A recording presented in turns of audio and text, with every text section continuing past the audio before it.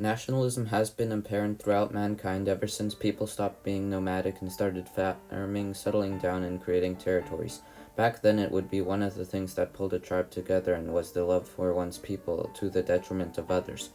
People also identified their nationality over a common past, race, and culture.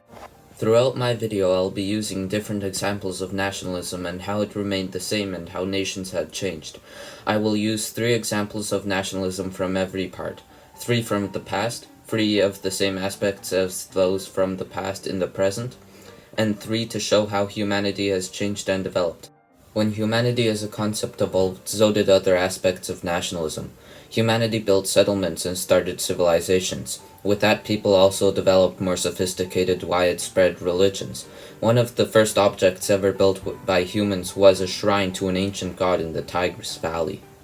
As humanity progressed, civilizations and newly founded nations started fighting in wars against each other because of the people's pride in their nations, nationalism. Many such conflicts have been documented throughout history, such as the war between Sumer and Elam, having taken place at around 2700 BC. A few thousand years later, the first great Mediterranean civilizations like the Egyptians and the Greeks developed, both of which were united culturally, geographically, and religiously, and both of which had the desire to conquer the other.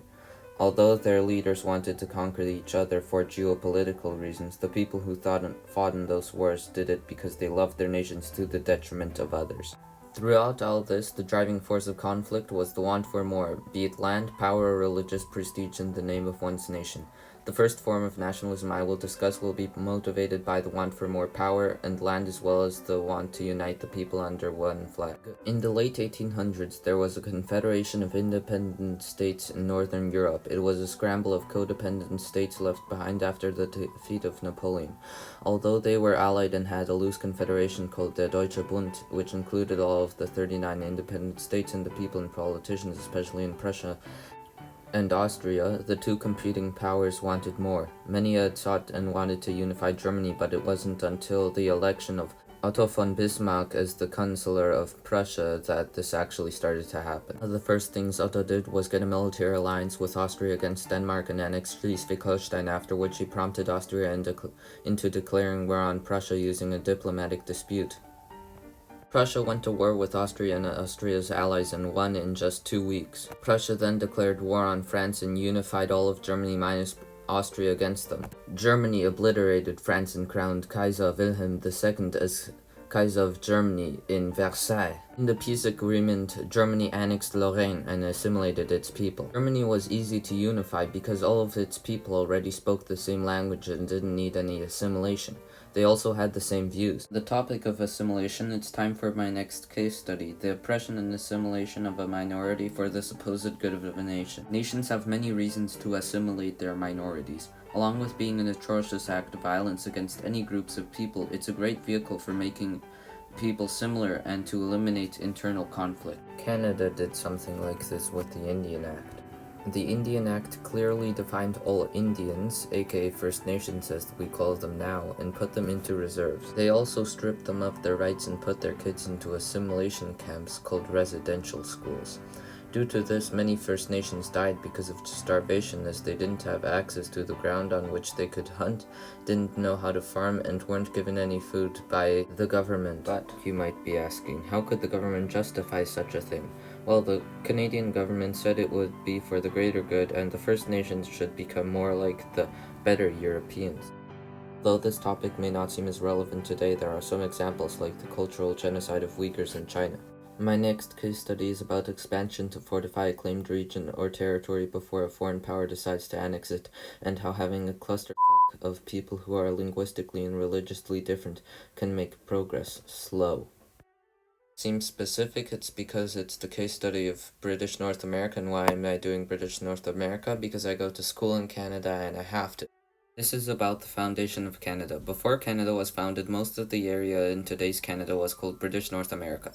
It was more or less a few eastern provinces which were somewhat densely populated, and thousands of square kilometers of land in the west which were populated for the most part by Canadian First Nations. There were also the Métis in modern-day Manitoba. The people who lived in East Canada, not to be confused with Canada East or Quebec as we know it now, were immigrants and descendants of either the English, the Irish, or the French settlers who had settled there over approximately 300 years ago after it started getting settled.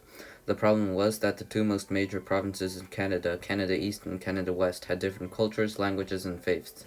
To explain this, I have to take you back a few hundred years. In the early 1600s, Canada was starting to get colonized, and not by the British, but by the French. French settled around the St. Lawrence that led to the Great Lakes. During this time, the Brits had established the 7 colonies on the east coast of today's USA. It's also claimed the land around Hudson's Bay. This led to many territorial conflicts and eventually led to the 7 Years' War. The 7 Years' War was a war between England and France for the New World. During the 7 Years' War, the Brits ran out of money and started taxing their American colonies. The colonies didn't like this and left the British Empire. Despite this, the Brits still won the 7 Years' War. But the Brits still feared that the French within Lower Canada, or today's Quebec, would try to leave. So they gave the Quebecois their own special rights.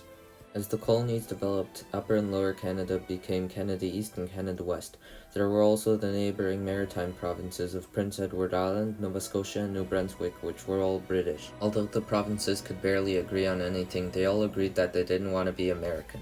Leading provinces of Canada East and Canada West couldn't do much about it because whenever they wanted to get anything done, the two majorities, the English and the French, always got into arguments. Cue John A. Macdonald, who united the two provinces and then all of Canada under the promise of a railroad stretching from coast to coast. He also was the leading force in the creation of the Confederation of Canada, or Canadian Confederation, which would keep the Americans out. After that, the Canadian Confederation expanded and developed into the Canada that we know today. With all of these, I discussed different aspects of nationalism as well as the consequences of nationalism. From militaristic nationalism that drives people to expand their borders, to the nationalism that makes people assimilate minorities and kill each other. In these modern days, there are many examples of the same issues happening. Although different reasons, they are still influenced by nationalism. For example, the nationalism in Germany back in the 1890s and 1900s is almost the same as the nationalism in China, as it annexed regions like Tibet. A more apparent form of that nationalism that you can find today is Russia's land claims on Crimea, which is in the Ukraine. Although Russia didn't declare war, it simply supplied weapons to several militias who were pro-Russian annexation. Those militias were made up of people who believed strongly that Crimea should be Russian, so they killed Ukrainians, many of which were innocent people like this family, which was forced to migrate by the conflict. Another example of oppressive nationalism is the cultural genocide of Uyghurs in China. Chinese are putting the Uyghurs into more or less concentration camps and assimilating them into Han Chinese culture. This is much like what the Canadians did to the First Nations back in the day. For decades, the countries that have once committed acts of violence against people who didn't look like him stopped doing that and apologized to them. Canada, for example, is now one of the friendliest countries on earth. The Canadian government apologized to the Canadian First Nations for their horrible actions and amended the Indian Act, the act that defined First Nations and gave them only certain rights, so that it would give the First Nations support. German nationalism now consists of people who are proud to be some of the freest people in the world, along with being proud of the things they have.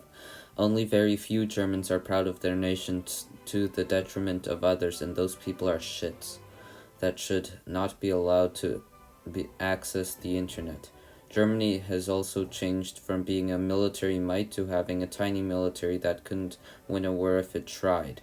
Germany makes up for its negligible military with outstanding diplomacy. It is more or less the leader of the EU and is a member in both the UN and NATO. Throughout history, there have been many nations built around nationalism, but they all have one thing in common. The people of those nations were united, be it a common geography, religion, language, history, race, or political views. The people had something in common. They created borders and an army to protect that. They expanded that into other areas. What was that? An idea. The idea that binds the people of a nation together. an idea that they're proud of to the detriment of others. Nationalism.